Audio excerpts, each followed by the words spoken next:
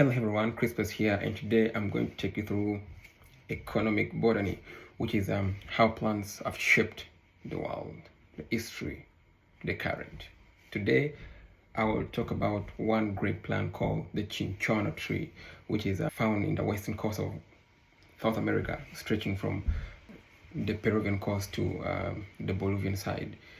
And the cinchona tree has the active ingredient, or it's a source of what they call the quinine, which is an anti-malarial agent. So quinine was first known to an indigenous Indian man who was then trapped in the forest, in the jungle. And as he was in there, he was really feeling fever, but needed treatment, but there was no clear treatment. So as he just moved, it bumped into a stagnant water in the forest, and the water, when he drank it, it tasted bitter. So just because the water tasted bitter, he was worried that maybe this was a poison. He was really worried. But after a few moments later, he realized that actually the fever was abated, like the fever vanished. That marked the first discovery of the quinine or the quinine. The people later on introduced this to who they call the Peruvian Jesuits in the 17th century, and that's like 1640s, a time when it was also first taken to Europe.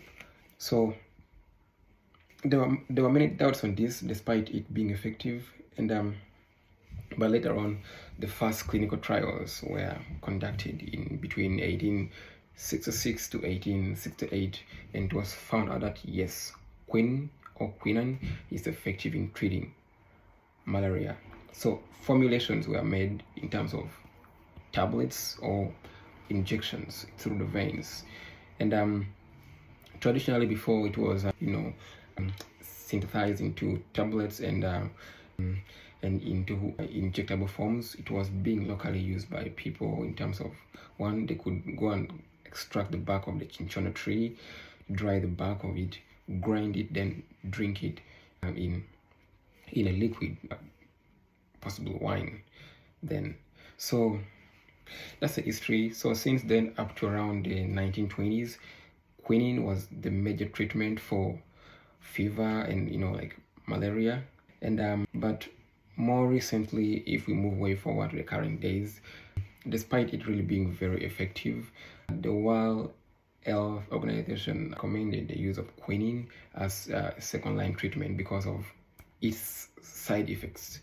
So there have been other first-line treatments which have been recommended. You can talk of the coartem, the pia-laxins and all that stuff, but quinine is basically a second-line treatment. So meaning if your thing is too strong, you have to use the quinine, and if the quinine fails, then you are recommended to go and get the original extracts from the bag, unprocessed, and eat it really raw. So it's a very powerful medicine. But yeah, while it was really saving, that's in those eras, but it also had a lot of negative implications in people's lives. One, it leads to low blood pressure in people, which is not really good. It also leads to miscarriages in women when not effectively administered. Then there have been cases of visual impairment in children resulting from the quinine, and also the injections through the veins were not well done, as led to lameness in so many people. So the use of quinine, much as it still remains, but the use has been really limited. But yeah, it saved the world. It really saved the world a lot. Just to give you a brief fun history, in the world wars in the 1940s, the US had a plantation of the cinchona, which is a tree where we get the quinine from, in Java. And as it was of course a war, it was being used to treat their soldiers. And when the enemies discovered this, they conquered, they attacked the plantation and shield of access. So in that way, a lot of US soldiers died because they never had medication for malaria. That's ethnobotany, how plants have shaped the world. Hope you like it. More coming.